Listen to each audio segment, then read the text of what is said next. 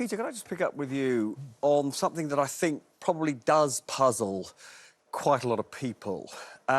You've got, on the one hand, Lisa Nandy and indeed Keir Starmer saying a pause maybe, but certainly not a ceasefire.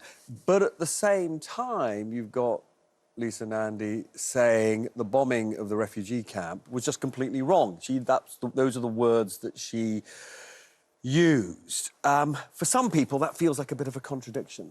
I don't think it is. Look, the bombing of the refugee camp was not to target refugees. It was to go after one of the top... But there was, to use that ghastly phrase, a lot of collateral damage, women and children and civilians killed. I'm sorry, I haven't used the term collateral damage. No, I did. I said I did. I said to use that awful phrase. Right. That's what I said. Well, I wouldn't use that phrase, Robert. What I would say is that that top commander of Hamas has chosen to run straight into a refugee camp and hide when he knows that the Israelis are giving chase to him. And I think what it does is to illustrate the terrible, terrible moral dilemmas that we all face, but in these circumstances Israel faces in how it fights back against this real threat. Would you disagree with Lisa, who said it was wrong for the Israelis to bomb that camp? What I would say is that Israel has to be very, very careful to operate within international law. And if this is a matter that the International Criminal Court needs to examine and give an opinion on, I would be very happy for them to do so, as would the Israelis, who, by the way, have made absolutely clear today what happened in that camp. They didn't wait for it to be found out or revealed or whatever. They're absolutely upfront about the moral dilemma they faced in making that decision. But I want to put this, because this is the point you put earlier, and I said I would put this to Peter. Andrea earlier said that she thought that Keir Starmer had moved too slow in removing, maybe temporarily, maybe permanently, the whip from your colleague Andy MacDonald, who used that phrase, which many people think is anti-Semitic, from the river to the sea. Do you think he was too slow to remove the whip? Not in the least, no. What I do think is that when it comes to issues of MPs' discipline and collective responsibility or whatever, that has to apply in all circumstances and across the board.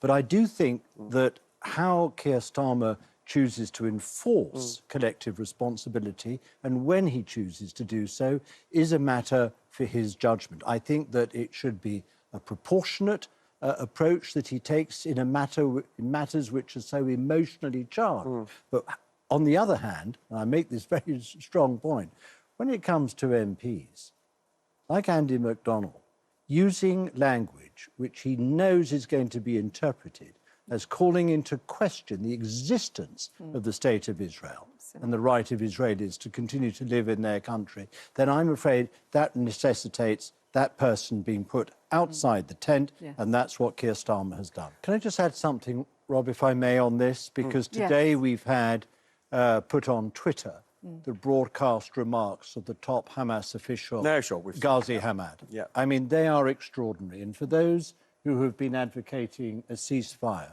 they should be aware that what Hamas is saying today is that what happened on October the 7th was just the first wave. There's going to be followed up a second wave, a third wave, a fourth wave, until Israel is destroyed and the Israeli people pushed into the sea. The idea that Israel, therefore, can mount a unilateral ceasefire in the face of that threat is really completely unrealistic. That's why it's right to call for a humanitarian pause rather than a ceasefire. We've heard it now from Hamas. It's really serious. And it's something that all of us, including those of us, frankly, in Britain and Europe, need to take equally seriously. And obviously, all of us do take it incredibly seriously. These are very worrying times. Now, I'm going to do what we call in the trade a bit of a handbrake turn, change the subject completely. It was a few years ago you were on this show and you actually proposed to your partner. And quite do that. Well, I think it's how the world felt it. It was one of those wonderful romantic moments. That is slightly how he felt and was not very happy by this public declaration of love. Which at least, you know, so it was a marvellous moment. But anyway, it was because Harry and Meghan had got married the day before, and I said how inspiring it is, and God, it makes one wish one was married.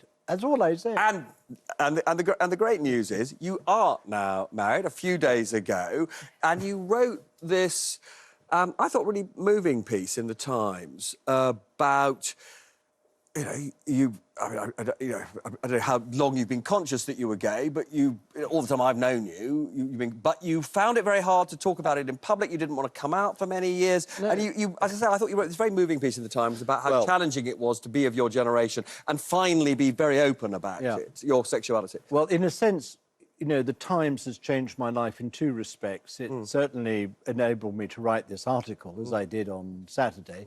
It's also enabled me to start a Times Radio podcast. We've got to get the plug in. How to win an election this week as well. So my life has changed in both respects.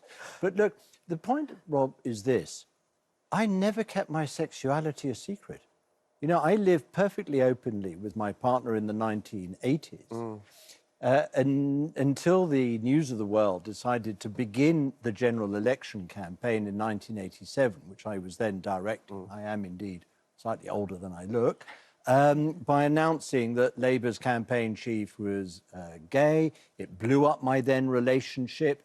And it was a horrible, searing experience because what it then gave was everyone an open invitation to sort of come after me in all parts of the media, and the tabloids duly did so. Sort of amazing those invasions of privacy were acceptable in those days. Fast forward 10 years to 1997, I met Ronaldo, my partner, at the same time as I became a minister. I wanted to be a public minister. I didn't terribly want my private life then to, you know, conducted in the open, and nor did he. And I think everybody here in this story have got nothing but good wishes for you. Thank you very much. Congratulations.